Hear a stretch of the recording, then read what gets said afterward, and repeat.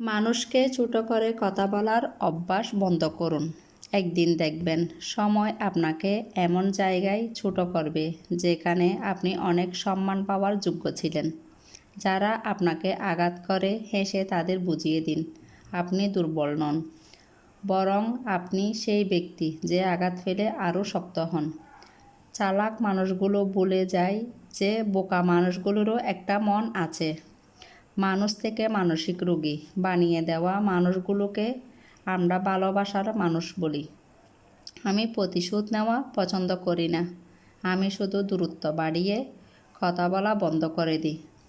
বদলে যায়নি, অধিকার হারিয়ে গেছে, তাই বিরক্ত করা ছেড়ে দিয়েছি। কিছু মানুষ ভাবত তারা না থাকলে দিন যাবে না, অথচ বছর কেটে গেল টের পায়নি। প্রচণ্ড কষ্ট নিয়ে যারা হারিয়ে যায় তারা শত অনুরোধের পরেও আর ফিরে আসে না। ধন সম্পত্তি নয়, মানুষের জীবনের সবচেয়ে প্রয়োজনীয় জিনিস হলো মানসিক শান্তি। যদি বুঝতে পারেন